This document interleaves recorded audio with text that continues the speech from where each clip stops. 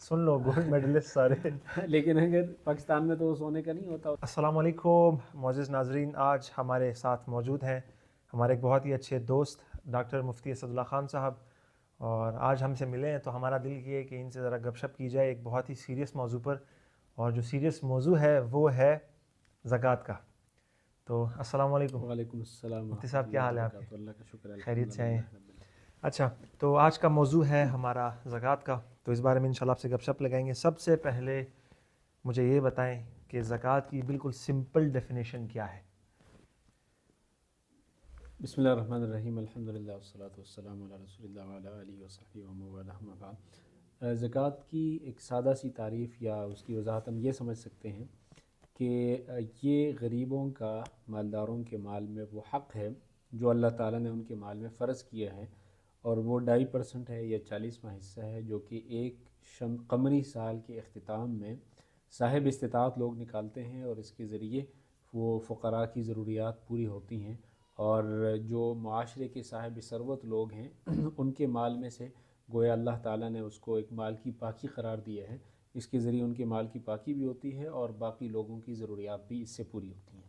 صحیح، 40واں حصہ یعنی 2.5% آپ ہاں نے جی کہا، بالکل تو اس کا 2.5%. کیلکولیٹ کرنے کا طریقہ کار کس طرح سے ہے؟ اس کا سادہ طریقہ یہ ہے کہ جب آپ سال کے اختتام میں، سال سے مراد ہے یہاں پہ قمری سال، اس کا مطلب یہ ہے کہ اگر آپ سال یعنی جس تاریخ کو مثال کے طور پر اگر ہم فرض کر لیتے ہیں کہ 1 شعبان کو آپ اس سال صاحب نصاب بن گئے، آپ کے پاس اتنی اماؤنٹ آ گئی کہ آپ پر زکوٰۃ فرض ہو گیا، تو اگلے سال جب آپ 1 شعبان کو حساب کریں گے تو آپ نے یہ دیکھنا ہے کہ آپ کے پاس اس وقت کتنی اماؤنٹ ہے. تو اگر آپ کے پاس اگلے سال 1 شعبان کو مثال کے طور پر 5 لاکھ روپے اماؤنٹ ہے، تو اس میں سے پھر آپ مائنس کریں گے کہ آپ کی لائبلٹیز کتنی ہیں. صحیح. مثال کے طور پہ آپ نے قرضے ادا کرنے ہیں، آپ نے کوئی اور چیز آپ پر ڈیو ہو چکی ہے، گھر کا رینٹ آپ پر ڈیو ہو چکا ہے، صحیح. بجلی کا بل آپ پر ڈیو ہو چکا ہے، تو اس کو مائنس کریں گے. وہ مائنس کرنے کے بعد اگر آپ کے پاس 5 لاکھ میں سے 4 لاکھ بچ گئے تو اس 4 لاکھ کو 40 پہ ڈیوائڈ کر لیں گے، صحیح. یا اس کا 2.5% نکال دیں گے جو کہ تقریباً 10,000 بنے گا. تو 4 لاکھ میں سے 10,000 روپے وہ آپ کی زکوٰۃ بن جائے گی تو جو کہ آپ فقراء کو دیں گے. صرف کیش تو ہوتا نہیں ہے لوگوں کے پاس، اب کچھ لوگ گاڑیاں خرید رہے ہیں، کچھ لوگ پیسہ انویسٹ کرتے ہیں سونا چاندی میں، کچھ لوگ فونز لے لیتے ہیں، مہنگی مہنگی گھڑیاں رکھتے ہیں، تو اس کا پھر کیلکولیٹ کرنے کا حساب کیا؟ اور دوسری بات یہ، اب اگر میرے پاس آج فرسٹ شعبان کو اگر میرے پاس 5 لاکھ آئے ہیں، تو یہ ایک دم سے 5 لاکھ تو نہیں آتے، یہ تو گرو کرتے رہتے ہیں، لاکھ 2 لاکھ 3 لاکھ. تو اس کو بیسک کہاں سے رکھنا چاہیے کہ منیمم اتنا ہونا چاہیے تو تب جا کر آپ پر زکوٰۃ فرض ہوگی، اس کے بعد 2.5% لگے گا اس کے اوپر؟ اچھا، اس سوال کو ذرا اچھی طرح سے سمجھنا اس کا ضروری ہے، جس کی وجہ سے عام طور پہ لوگوں کو غلط فہمی پیدا ہوتی ہے. پہلی بات تو یہ کہ زکوٰۃ کن چیزوں پر واجب ہوتی ہے. تو زکوٰۃ جن چیزوں پر واجب ہوتی ہے جو کہ عام طور پہ لوگوں کے پاس ہوتی ہیں، اس میں سب سے پہلے ہے سونا. صحیح. دوسرے نمبر پر ہے چاندی. سونا چاندی کسی بھی شکل میں ہو، چاہے وہ آپ کے پاس زیور کی شکل میں ہے، چاہے وہ کسی برتن کی شکل میں ہے، یا اگر کسی جگہ پر گولڈ میڈل خالص سونے کا ملتا ہو جو کہ یہاں نہیں ہوتا. Gold medal? ہاں، مطلب اگر کسی کو وہ دیا گیا تو سونے اس نے کا اس پر دیا بھی گیا ہے زکوٰۃ دینی اگر ہے؟ وہ سونے کا ہے تو. سن لو گولڈ میڈلسٹ سارے. لیکن اگر پاکستان میں تو وہ سونے کا نہیں ہوتا، اس پہ کوئی پانی چڑھا لیا جاتا ہے. لیکن کسی زمانے میں بہت سارے ممالک میں سونے کا ملتا بھی تھا اور ابھی بھی شاید دیا جاتا ہو. تو چاہے وہ انعام کے طور پہ آپ نے کوئی تمغہ جیتا ہے، تو ہر قسم کی کسی بھی شکل میں آپ کے پاس سونا چاندی ہے تو اس پر زکوٰۃ ہے. Number 3 currency. صحیح. کرنسی سے مراد یہ ہے کہ آپ کے پاس کسی بھی ملک کی کرنسی ہو، ڈالر ہو، ریال ہو، پاکستانی کرنسی ہو، کسی بھی کام کے لیے آپ نے رکھے ہوں. لوگوں نے شادیوں کے لیے پیسے رکھے ہوتے ہیں، حج کے لیے رکھے ہوتے ہیں، مکان خریدنے کے لیے رکھے ہوتے ہیں، ان پر زکوٰۃ ہے. اور نمبر 4 ہے مال تجارت. تو یہ ساری چیزیں ان پر زکوٰۃ ہے، اس کے علاوہ باقی اشیاء پر زکوٰۃ نہیں ہے. اس لیے جب آپ نے جیسے گھڑی کی بات کی، اگر آپ نے بہت مہنگی گھڑی خریدی ہے لیکن وہ تو چونکہ نہ سونا ہے، نہ چاندی ہے، نہ کرنسی ہے، نہ مال تجارت ہے، تو اس پر زکوٰۃ واجب نہیں ہے. مال تجارت سے مراد وہ ہے جس چیز کو بیچ کر نفع کمایا جاتا ہے، جیسے کہ دکانوں میں ہوتا ہے. تو ان 4 چیزوں پر زکوٰۃ واجب ہوتی ہے جب وہ نصاب تک پہنچ جائے. نصاب کی میں وضاحت کر دیتا ہوں. اس سے پہلے جو آپ نے سوال پوچھا قمری سال کا، تو قمری سال کا عام طور پہ ہم سنتے ہیں نا کہ 1 سال گزرنا ضروری ہے. لونر ایئر، قمری سال. ہاں، لونر ایئر. تو 1 سال گزرنے کا مطلب یہ نہیں ہے کہ 1 روپے پر سال گزرا ہو. اس کا مطلب یہ ہے کہ آپ کو صاحب نصاب ہوئے 1 سال گزرا ہو. صاحب نصاب سے مراد یہ ہے کہ 52.5 تولے چاندی جو کہ آج کل میرے خیال سے 2650 کے حساب سے کوئی فی تولہ 52 چاندی تولی ہے، بنتی ہے. تو 52.5 کو اس میں ضرب دیں گے تو یہ تقریباً کوئی 1,39,000 کوئی پلس مائنس اتنی اماؤنٹ بنتی ہے. تو اگر آپ کے پاس جب پہلی دفعہ اتنی اماؤنٹ آ گئی تو آپ صاحب نصاب ہو گئے. اب آپ کا سال شروع ہوا. اب یکم شعبان سے لے کر اگلے سال یکم شعبان کو پھر دیکھا جائے گا کہ آپ صاحب نصاب ہیں یا نہیں ہے. پچھلے سال آپ صاحب نصاب تھے، اس سال پھر صاحب نصاب ہیں، تو بیچ میں جتنے پیسے آئے جتنے گئے اس کا کوئی حساب نہیں ہے. وہ تو ظاہر سی بات ہے، وہ آپ رکھ نہیں سکتے. پچھلے سال اگر آپ کے پاس 1.5 لاکھ تھے اور ابھی آپ کے پاس ہیں 10 لاکھ، تو اگلے سال یکم شعبان میں تو پھر آپ 10 لاکھ کی زکوٰۃ دیں گے. بے شک وہ 10 لاکھ آپ کے پاس ایک دن پہلے آئے ہوں. اور اگر آپ کے پاس سارا سال 10 لاکھ تھے لیکن اگلے سال یکم شعبان سے پہلے وہ 10 لاکھ ختم ہو گئے، اب آپ کے پاس 2 لاکھ رہ گئے، تو اب آپ 2 لاکھ کی زکوٰۃ دیں گے. تو سال کے اندر جو کچھ آتا ہے جاتا ہے اس کا حساب رکھنا ممکن بھی نہیں ہے. سال کا مطلب یہ کہ آپ ایک سال اس گراف سے یعنی صاحب نصاب کے گراف سے اوپر رہے ہوں. صحیح. آج جب نیچے اگر آپ اگلے سال یکم شعبان کو صاحب نصاب نہیں تھے، مثال کے طور پہ آپ کے پاس 50,000 روپے تھے، تو آپ کا وہ جو سرکل شروع ہوا تھا سال والا وہ ختم ہو گیا. اب دوبارہ جب آپ صاحب نصاب بنیں گے تو آپ کا سال پھر شروع ہوگا. مطلب پھر آپ نے نہیں دینے، بے شک 11 مہینے تمہارے پاس آپ کے پاس کروڑ روپیہ تھا، لیکن جو بالکل آخری ڈیٹ تھی اس پر اگر آپ صاحب نصاب 1,49,000 52 تولہ چاندی اس سے نیچے آ گئے، 1,39,000 سے نیچے آ گئے، سب معاف. تو اب آپ پر زکوٰۃ نہیں ہے. پھر آپ دوبارہ سے آپ کا سال تب شروع ہوگا جب آپ دوبارہ صاحب نصاب بنیں گے. اور ہر چیز کا 2.5% ہی دینا ہوتا ہے. ہاں، یہ جو 4 چیزیں میں نے بتائیں، اصل میں اس میں ہمارے پاس شریعت میں جب ہم دیکھتے ہیں تو نصاب کے لیے 2 سٹینڈرڈز ہیں. ایک ہے سونے کا سٹینڈرڈ جو کہ تقریباً بنتا ہے اس زمانے میں 20 دینار، حضور اکرم صلی اللہ علیہ وسلم کے زمانے میں آج کل کے 7.5 تولے سونے کے برابر ہے. ایک ہمارے پاس یہ سٹینڈرڈ ہے. دوسرا سٹینڈرڈ ہے چاندی کا، جو اس زمانے میں 200 درم اور اس زمانے کے 52.5 تولے چاندی بنتا ہے. تو اب آپ ان دونوں سٹینڈرڈ میں سے کسی ایک کے مطابق بھی اگر آپ صاحب نصاب ہو گئے تو آپ پر زکوٰۃ واجب ہے. لیکن 7.5 تولے سونے کا تو لاکھوں میں بنتا ہے، 52.5 تولہ چاندی تقریباً 1.5 لاکھ کے لگ بھگ بنتا ہے. تو اس لیے کوشش یہ ہونی چاہیے کہ زیادہ سے زیادہ لوگوں پر زکوٰۃ واجب ہو تاکہ فقیروں کا بھلا ہو. تو اس لیے ہم منیمم سٹینڈرڈ کو دیکھتے ہیں جو کہ چاندی کا سٹینڈرڈ ہے، تو اس کے مطابق زکوٰۃ دینا تو ہے فرض ارکان اسلام میں سے ہے. تو مطلب اگر ایک شخص زکوٰۃ نہیں دیتا تو اس کے لیے تو بہت بڑا مسئلہ ہوگا. اس کے لیے تو حدیث میں بہت سخت وعید وارد ہوئی ہے، اور حدیث میں یہاں تک آتا ہے کہ جس نے مال جمع کیا، اور جیسے آپ نے عرض کیا کہ یہ اسلام کے 5 بنیادی ارکان میں سے ہے، تو حدیث میں آتا ہے حضور اکرم صلی اللہ علیہ وسلم نے ارشاد فرمایا کہ جس نے مال کو جمع کیا اور اس کی زکوٰۃ ادا نہیں کی تو اس کا یہ مال قیامت کے دن گنج سام کی شکل میں لایا جائے گا اور اس کو مال والے کے گلے میں ڈالا جائے گا. صحیح حدیث ہے. اور وہ اس کو ڈسے گا اور اس کو دونوں جبڑوں سے پکڑ کے کہے گا کہ میں تمہارا وہ مال ہوں جس کی تم نے زکوٰۃ ادا نہیں کی. اور پھر حضور اکرم صلی اللہ علیہ وسلم نے وہ آیت ارشاد فرمائی کہ جس کا مفہوم یہ ہے کہ جو لوگ مال جمع کرتے ہیں اور اس میں بخل کرتے ہیں وہ یہ تصور نہ کریں کہ یہ ان کے لیے بہتر ہے، یہ ان کے لیے بہت برا ہے، اور قیامت کے دن اسی مال کو ان کے گلے میں ڈالا جائے گا.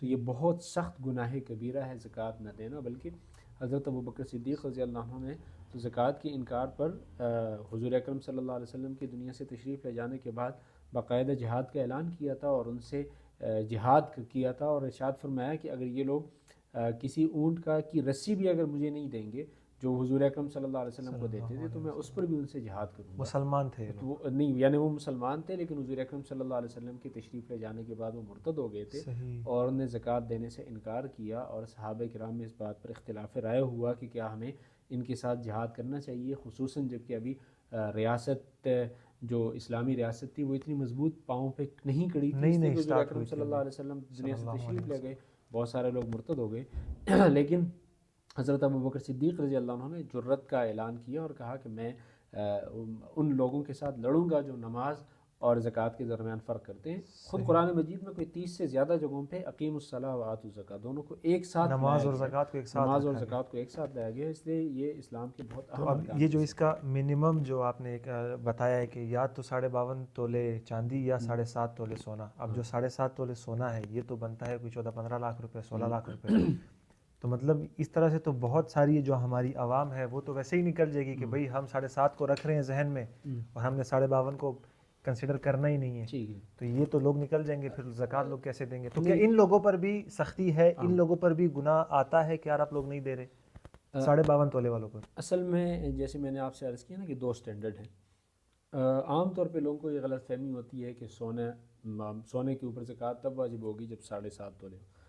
سونے کے اوپر 7.5 تولے والا سٹینڈرڈ تب اپلائی ہوتا ہے جب آپ کے پاس صرف سونا ہو اور کچھ بھی نہیں ہے.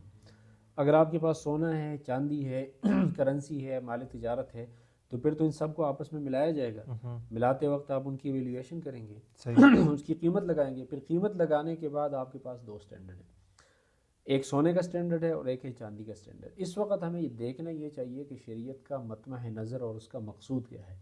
مقصود یہ ہے کہ زیادہ سے زیادہ لوگوں پہ زکوٰۃ کو واجب کیا جائے تاکہ معاشرے کے لاچار، بےکس اور مجبور افراد کا بھلا ہو. اس کے لیے سب سے زیادہ بہتر طریقہ یہ ہے کہ آپ منیمم سٹینڈرڈ کو ذہن میں رکھیں، اور منیمم سٹینڈرڈ ہے چاندی والا. اس لیے یہ آپشن نہیں ہے کہ آپ سونے والا سٹینڈرڈ رکھیں، چاندی والا آپشن رکھیں گے. اس سے کہ زکوٰۃ ہے بھی کم، یعنی 2.5% ہے. 2.5% ایک بہت کم رقم ہے، یعنی 97.5% آپ کے پاس رہ جاتا ہے. حالانکہ وہ 97.5% اگر آپ کے پاس ہے وہ بھی آپ کی قابلیت کی وجہ سے تو نہیں ہے، وہ بھی اللہ کا دیا ہوا ہے. اللہ تعالیٰ اگر اس میں 10واں حصہ بھی زکوٰۃ یعنی بنی اسرائیل پر اور سابقہ اقوام پر 5واں حصہ، 10واں حصہ اس طرح کی زکوٰۃ، یہ تو حضور اکرم صلی اللہ علیہ وسلم کی امت پر خصوصی مہربانی کی گئی ہے کہ 2.5% رکھا گیا ہے. تو مطلب یہ جو آپ کی بات کاٹ رہا ہوں، یہ جو ہم سنتے ہیں قرآن پاک میں، حدیثوں میں، کہ تم سے پہلے قومیں بھی زکوٰۃ دیتی رہی ہیں، وہ ہم سے زیادہ دیتی تھی. 5واں حصہ جو کہ 20% بنتا ہے، 5واں حصہ یا 5%؟ نہیں، 5واں حصہ خمس جس کو کہا جاتا ہے، یعنی 20%، 20% اور 10% یہ بھی زکوٰۃ رہا ہے. یہ تو حضور اکرم صلی اللہ علیہ وسلم کی امت پر خصوصی مہربانی کی گئی ہے کہ اس پر زکوٰۃ بھی کم کی گئی، باقی غنیمت کو اس امت کے لیے حلال کیا گیا. تو بہت ساری مہربانیاں کی گئی ہیں. اس کے باوجود بھی اگر کوئی زکوٰۃ نہیں دیتا تو واقعی اللہ کا بھی مجرم ہے اور معاشرے کے ان بےکس لوگوں کا بھی مجرم ہے. ایک حدیث میں آتا ہے، مجھے یاد آئی کہ حضور اللہ تعالیٰ نے حضرت موسیٰ علیہ السلام کو وحی کر کے ارشاد فرمایا کہ اے موسیٰ، میں نے معاشرے کے ان غریب لوگوں کو اس لیے غریب نہیں پیدا کیا کہ میری رحمت میں ان کے لیے گنجائش نہیں تھی، یا میرے خزانے میں ان کے لیے گنجائش نہیں تھی، یا میری رحمت کم پڑ گئی. میں نے یہ ارادہ کیا، میں نے یہ چاہا کہ میں ان مالدار لوگوں کا امتحان لوں کہ میں نے ان کو جو دیا ہے وہ اس طرح وہ اس میں کیسے رویہ رکھتے ہیں اور کیا وہ لوگوں کا حق ادا کرتے ہیں یا نہیں کرتے. یعنی غریبوں کو بھی دیتے ہیں کچھ یا نہیں دیتے. یہ تو ایک تو تھوڑا سا میں کنفیوز تو نہیں کہہ سکتے، خیر ناشکرے ہیں ہم لوگ، کیونکہ میں نے خود اپنی زندگی میں ایسے کافی سارے لوگ دیکھے ہیں جن کے پاس بہت زیادہ پیسہ ہے. اور ایک دفعہ تو ایسا ایک واقعہ ہوا تھا، میں نے پہلے بھی ان کو بتایا کہ ایک بندہ تھا، اس کو بڑے مشکل سے اس کو یاروں دوستوں نے، اس طرح یہ ہمارے دوست ہیں قابل احترام، تو بڑا کنونس کیا تھا کہ یار آپ کے پاس اتنی مال دولت ہے، سب حلال، آپ تاجر ہو، تو آپ اس میں سے زکوٰۃ دو. تو جب ایک دن ان کو آ گئی غیرت کہ چلو یار حساب لگاتے ہیں، تو جب انہوں نے سارا کیلکولیٹ کروایا اپنے منشیوں سے اور اکاؤنٹنٹ سے، تو ان کو پتہ لگا کہ یہ تو کوئی ملینز میں بنتی ہے، 50 60 70 لاکھ روپے بنتے ہیں. تو اس کا دل گھبرا گیا، کہتا ہے یار میں نہیں دے سکتا، اتنی بڑی اماؤنٹ ہے. تو خدا نہ خواستہ اگر یہ بندہ ہوتا پہلے زمانے کی امتوں میں سے، اس کو اگر 20% دینا پڑتا تو وہ کیسے دیتا. اللہ توبہ. اور ایک اور بات، اگر کسی بندے کے پاس کوئی چیز اضافہ ہوتی ہے، کیونکہ اکثر ہم یہ سنتے ہیں کہ یار یہ چیز اضافہ ہے، تو اضافہ چیز پر آپ نے زکوٰۃ دینی ہوتی ہے. ایک مکان ضرورت ہوتی ہے انسان کی، اگر وہ 2 بناتا ہے تو اس پر بھی، ان چیزوں پر بھی زکوٰۃ آتی ہے یا بیسک وہی 4 چیزیں ہیں جو آپ نے بتائیں؟ ہاں دیکھیں، انہی 4 چیزوں پر زکوٰۃ ہے. اس کے علاوہ جو باقی چیزیں ہیں، جیسے آپ کے پاس 3-4 گاڑیاں ہوں، یا آپ کے پاس 2-3 موبائل فونز ہیں، یا گھر ہیں 3-4، ان پہ زکوٰۃ نہیں ہے. زکوٰۃ اس پہ تب آتی ہے کہ جب وہ بیچنے کی نیت سے ہو. جیسے آپ نے ایک مکان رکھا ہے کہ اس میں آپ رہائش اختیار کرتے ہیں، دوسرا مکان آپ نے بنایا کہ میں اس کو بیچوں گا، اس سے نفع کماؤں گا، تو پھر اس پر زکوٰۃ ہے. اگر آپ نے اس کو بھی رہائش کی نیت سے رکھا ہوا ہے یا کرائے پر لگانے کی نیت سے آپ نے اس کو بنایا، تو اس پر زکوٰۃ نہیں ہے. اس لیے کہ زکوٰۃ کے لیے لازمی ہے کہ وہ ضرورت سے زائد ہو. تو کرایہ بھی تو ایک طرح کا منافع ہی ہے. پھر وہ کرایہ تو منافع ہے، تو پھر کرائے کی آپ زکوٰۃ دیں گے، گھر کی زکوٰۃ تو نہیں دیں گے نا. گھر کی رقم تو زیادہ ہو سکتی ہے. جو اس میں سے آپ کو منتھلی کرایہ آتا ہے، پھر اس میں دیکھیں گے کہ اگر آپ کا سرکل پورا ہوتا ہے قمری سال کا 1 شعبان کو، تو آپ نے دیکھنا یہ ہے کہ 1 شعبان کو اس میں سے کتنی رقم آپ کے پاس باقی ہے.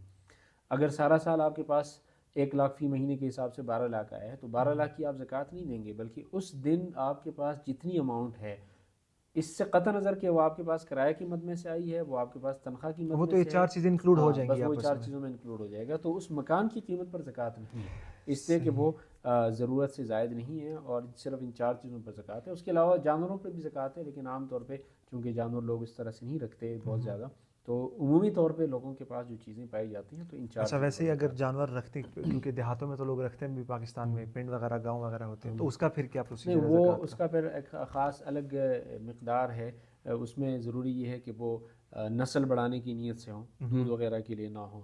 نمبر 2، وہ سال کا اکثر حصہ باہر چرتی ہوں، صحیح۔ وہ جانور چرتے ہوں، یعنی وہ باہر چارہ کھاتے ہوں، نہ ان کے لیے گھر میں لایا جاتا ہو، نہ ان پر پیسے لگائے جاتے ہوں، تو ان میں پھر زکوٰۃ دینی پڑتی ہے۔ جیسے 5 اونٹوں میں 1 بکری دینی پڑتی ہے، 10 میں 2 بکریاں، 25 میں پھر 1 اونٹ کا بچہ دینا پڑتا ہے، اونٹنی، تو اس کا ایک الگ سے حساب کتاب ہے۔ لیکن وہ عام طور پہ چونکہ یہاں پر جو لوگ جانور رکھتے ہیں وہ دودھ کے لیے رکھتے ہیں، تو اگر جانور دودھ کے لیے اس پر زکوٰۃ نہیں ہے۔ اگر جانور نسل بڑھانے کے لیے اس پر زکوٰۃ ہے، اس کا پھر الگ حساب ہے۔ اور اگر جانور بیچنے کے لیے، جیسے لوگ یہاں پہ بکریاں بیچتے ہیں، جی تو وہ پھر مال تجارت ہے، اس میں پھر اس کی قیمت لگائی جائے گی اور اس کا 2.5% وہ تو دینا پڑے گا۔ 4%، 4 ہاں، والے وہ میں آ پھر جائے گا، ان مال 4 میں۔ تجارت میں آ جائے گا ان 4 چیزوں صحیح۔ میں۔ اور خدا نخواستہ ایک ضروری بات، قرآن پاک کہتا ہے کہ زکوٰۃ دو تاکہ تمہارا مال پاک ہو، حدیثوں میں بھی آتا ہے، اور یہ ایک عام سی چیز ہے۔ ایز اے مسلم میں تو اس کو کرتا ہوں بلیف، مجھے کوشچن بھی نہیں کرنا چاہیے، لیکن بہت سارے نان مسلم اس چیز پر سوال اٹھاتے ہیں کہ یار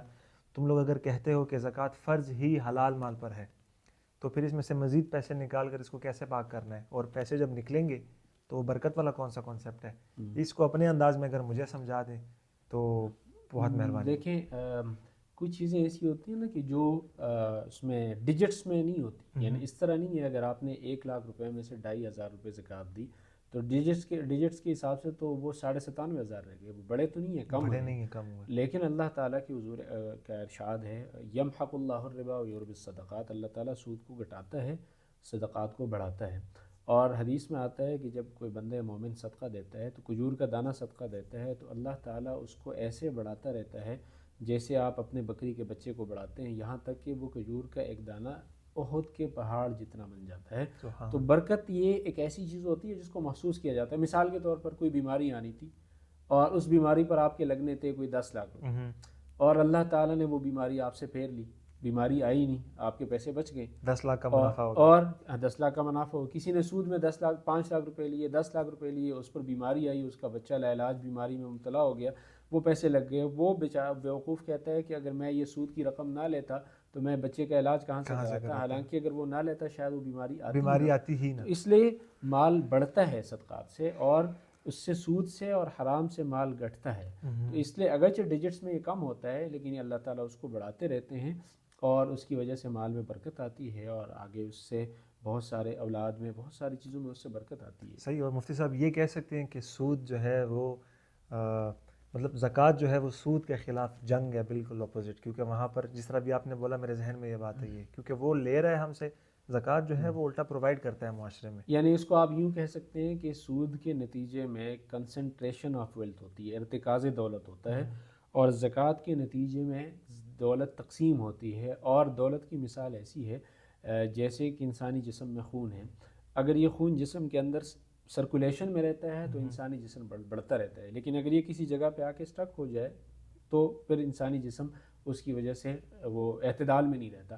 اسی طرح اگر یہ جو مال و دولت ہے یہ اگر معاشرے میں سرکولیشن میں رہے تو زکوٰۃ اصل میں اسی سرکولیشن کا ایک پروسیس ہے۔ اسی لیے حضرت عمر رضی اللہ عنہ نے ارشاد فرمایا کہ یتیموں کے مال میں تجارت کیا کرو، یہاں ایسا نہ ہو کہ وہ زکوٰۃ کی وجہ سے وہ مال ختم ہی ہو جائے۔ تو زکوٰۃ کے نتیجے میں سرکولیشن ہوتی ہے، زکوٰۃ کے نتیجے میں تاجر یا کوئی بھی آدمی اس بات پر آمادہ ہوتا ہے کہ وہ ان پیسوں کو جیب میں نہ رکھے، اگر وہ جیب میں رکھے گا تو اس میں سے پیسے کم ہوتے جائیں گے، وہ معاشرے میں اس کو نکال کے اس سے تجارت کرے گا تاکہ وہ خود بھی کمائے، اس کی وجہ سے لوگوں کا بھی بھلا ہو، اور پھر اس کے نتیجے میں اس پر زکوٰۃ واجب ہو، باقی لوگوں کا بھی بھلا ہو۔ اور ایک بات یہ ذہن میں رکھیں کہ اللہ تعالیٰ نے یہ جو 2.5% رکھا ہے، تو عام طور پہ انسانی انجینئرز ہوتے ہیں نا، جیسے یہ عمارت اگر کسی نے بنائی ہے تو اس کو یہ پتہ تھا نا کہ اس میں کتنے انسان آ سکیں گے، اس سے کتنے لوگ فائدہ اٹھا سکیں گے۔ اللہ تعالیٰ نے دنیا کو بنایا، زمین کو بسایا، تو نعوذ باللہ کہ اللہ تعالیٰ کو یہ علم نہیں تھا کہ اس میں کتنے انسان آ سکتے ہیں، کتنی یعنی دولت ان کے لیے کافی ہو سکتی ہے۔ تو یہ جو ہم کہتے ہیں کہ جی آبادی بڑھ گئی، یہ ہو گیا وہ ہو گیا، یہ اللہ تعالیٰ کے اوپر یقین نہ کرنے والی باتیں۔ تو اللہ تعالیٰ نے 2.5% جو واجب کیا ہے تو اللہ تعالیٰ کو علم ہے کہ یہ معاشرے کے غریب افراد کے لیے یہ کافی ہوگا، اسی لیے اس ایک حدیث میں آتا ہے کہ اللہ تعالیٰ نے مالداروں پر اتنا ہی فرض کیا ہے جتنا فقیروں کے لیے کافی ہو. اور اس حدیث میں حضرت علی رضی اللہ عنہ کی روایت ہے کہ اگر کوئی فقیر بھوکا ہو رہے گا یا وہ ننگا رہے گا، کپڑے اس کے پاس نہیں ہوں گے، تو یہ ان کے صاحب ثروت لوگوں کی غفلت اور کوتاہی کی وجہ سے ہوگا. اور پھر ارشاد فرمایا کہ اللہ تعالیٰ ان سے سخت حساب لے گا اور ان کو دردناک عذاب دے گا کہ انہوں نے اپنا واجب ٹھیک طرح سے ادا نہیں کیا، جس کی وجہ سے معاشرے کے لاچار افراد کو غربت کے تلے مزید جانا پڑا اور جس کی وجہ سے ان کو بھگتنا پڑا. تو اس لیے یہ جو 2.5% ہے، یہ 40واں حصہ ہے، یہ اللہ تعالیٰ نے جب مقرر کیا ہے تو یہ معاشرے کے غریب افراد کی ضرورت کو پورا کرنے کے لیے کافی ہے. لیکن اگر ٹھیک طرح سے ادا ہو، نمبر 2 ٹھیک طرح سے تقسیم بھی ہو. عام طور پہ پاکستان میں اچھا ذہن وہن پڑھتے ہیں آپ یا کیا چکر ہے؟ جی ذہن پڑھتے ہیں یا آنکھیں پڑھتے ہیں؟ میں یہ سوال کرنے والا تھا کہ آپ 100% میں سے 2.5% نکالتے ہو. دنیا میں غریب زیادہ ہے، امیر کم ہے. جن پر واجب ہوتی ہے زکوٰۃ وہ لوگ کم ہے، جو مستحق ہیں وہ زیادہ ہیں. تو یہ 2.5% ان کو فائدہ بھی دیتی ہے کیا نہیں؟ لیکن آپ نے پہلے بتا دیا کہ اللہ تعالیٰ کا نظام، اللہ تعالیٰ کو پتہ ہے کہ یہ کافی ہوگا. اب اگر اچھا سب سے پہلے تو یہ بتائیں کہ یہ جو مستحق ہیں زکوٰۃ کے، کس کو دینی ہے، کس کو نہیں دینی، یہ ڈیفرینشیٹ کیسے کرے؟ اور لاسٹ بات، اگر زکوٰۃ ٹھیک سے دی جائے تو اس کا ویزیبل نظر آئے گا ہمیں کچھ کہ یار واقعی میں کچھ ہو رہا ہے، فائدہ ہو رہا ہے اس چیز کا؟ دیکھیں میں نے شروع میں کہا کہ زکوٰۃ کس پہ واجب ہوتی ہے؟ جو صاحب نصاب ہو. تو زکوٰۃ کس کو دی جا سکتی ہے؟ جو صاحب نصاب نہ ہو. جو صاحب نصاب نہ ہو اس کو زکوٰۃ دی جا سکتی ہے. یہاں پر صرف ایک چھوٹا سا اضافہ اس میں ذہن میں رکھنا ضروری ہے. زکوٰۃ جن چیزوں پر واجب ہوتی ہے وہ میں نے کہا 4 چیزیں ہیں. تو جس آدمی کو آپ یہ دیکھیں گے کہ اس پر زکوٰۃ لگتی ہے یا نہیں لگتی، اس میں وہ 4 چیزیں بھی دیکھیں گے. نمبر 5 اس میں ایک چیز کا ایڈیشن کہ ضرورت سے زائد سامان، تو وہ یہاں پر دیکھیں گے. جو آپ نے کہا تھا نا کہ اگر کسی کے پاس 2 گھر ہیں، ایک میں وہ رہتا ہے، دوسرا گھر اس کی ضرورت سے زائد، اس آدمی پر اس گھر کی وجہ سے زکوٰۃ واجب تو نہیں ہے، لیکن اس کو زکوٰۃ دی نہیں جا سکتی اس لیے کہ اس کے پاس ضرورت سے زائد سامان اتنا ہے جس کی قیمت نصاب تک پہنچتی ہے. تو اس میں پھر 4 چیزوں، سونا چاندی، کرنسی، مال تجارت کے ساتھ ضرورت سے زائد سامان کو بھی شامل کریں گے. یہ 5 چیزیں ملا کر اگر وہ نصاب تک نہیں پہنچتا تو اسے زکوٰۃ دی جا سکتی ہے. اور اگر وہ 5 چیزیں ملا کر نہیں وہ پہنچتا ہے تو اسے زکوٰۃ نہیں دی جا سکتی. تو اس کے لیے ضروری ہے کہ وہ صاحب نصاب نہ ہو. تو اس میں یہ 5 چیزیں ضروری ہیں، 5 چیزوں کو دیکھنا پڑتا ہے. دوسرا جو آپ نے کہا کہ اس کے نتیجے میں کیا ویزیبل نظر آتا ہے، اس پہ مجھے ایک واقعہ یاد آیا. حضرت عمر ابن عبدالعزیز رحمۃ اللہ علیہ کے زمانے میں کسی علاقے سے خط آیا کہ جی ہمارے پاس مستحقین ختم ہو گئے ہیں اور سرکاری خزانے میں باقی ہیں، تو ان پیسوں رقم باقی ہے، اس کا کیا کریں؟ یعنی اس کا مطلب ہے کہ تمام غریبوں کو ان کی حق دے دیا گیا، اس کے بعد بھی پیسے بچ گئے. تو انہوں نے کہا کہ ایسے لوگ جو کاروبار کرنا چاہتے ہیں ان کے پاس پیسے نہیں ہیں، ان کو قرضہ دے دیں تاکہ وہ کاروبار کریں. اور پھر دوبارہ خط آیا کہ جی اب بھی پیسے بچ گئے. پھر کہا کہ ایسے لوگوں کو دے کر جائیں ایون کہ اگر وہ کافر بھی ہوں، اگر وہ زکوٰۃ نہیں، اگر وہ شادی کرنا چاہتے ہیں ان کے پاس رقم نہیں ہے، تجارت کرنا چاہتے ہیں ان کے پاس رقم نہیں ہے، تو ان کو وہ رقم دے دی جائے تاکہ اس سے وہ اپنی ضروریات پہ صرف کریں. تو دیکھیں یعنی جب ٹھیک طرح سے تقسیم دولت ہوتی ہے اور معاشرے کے وہ صاحب ثروت لوگ جو دیکھنے میں کم نظر آتے ہیں، ان کے پاس جو دنیا کی مال و متاع ہے اس کا اکثر حصہ ان کے پاس ہوتا ہے، اگر وہ ٹھیک طرح سے تقسیم کرتے ہیں تو اس کے نتیجے میں تمام فقراء کی بنیادی ضروریات پوری ہو جاتی ہیں. اور اس میں یہ جو ہمیں تفاوت نظر آتا ہے کہ امیر سے امیر تر ہوتا چلا جاتا ہے، غریب غریب تر ہوتا چلا جاتا ہے، تو وہ ساری یہ جو تفاوت ہے اور فرق ہے اور معاشرے کے طبقات کے درمیان، یہ بھی اس کے نتیجے میں اس میں کمی آتی رہتی ہے اور لوگوں کے درمیان وہ باہمی اتحاد اور محبت بھی بڑھتی ہے اس کی وجہ سے. ایک سوال، آپ نے کافر کا ذکر کیا، زکوٰۃ کافر کو دے سکتے ہیں؟ کافر کو زکوٰۃ نہیں دے سکتے. اصل میں کچھ لوگوں کو زکوٰۃ نہیں دی جا سکتی جس کا ذہن میں رکھنا ضروری ہے. سب سے پہلے جیسے میں نے عرض کیا کہ جو آدمی خود صاحب نصاب ہو اس کو زکوٰۃ نہیں دی جا سکتی. اسی طرح کافر کو زکوٰۃ نہیں دی جا سکتی. اس کے علاوہ نفلی صدقات دے سکتے ہیں لیکن زکوٰۃ نہیں دے سکتے. کچھ رشتہ داروں کو زکوٰۃ نہیں دے سکتے، جیسے میاں بیوی ایک دوسرے کو زکوٰۃ نہیں دے سکتے. جن کے ساتھ ولادت کا رشتہ ہو، جیسے اوپر کی طرف سے باپ دادا اور نانا، ماں نانی اور دادی، نیچے کی طرف بیٹا بیٹی پوتا پوتی نواسا نواسی، ان رشتہ داروں کو بھی زکوٰۃ نہیں دے سکتے. بھائی بہن کو دے سکتے ہیں، ماموں چچا وغیرہ کو دے سکتے ہیں.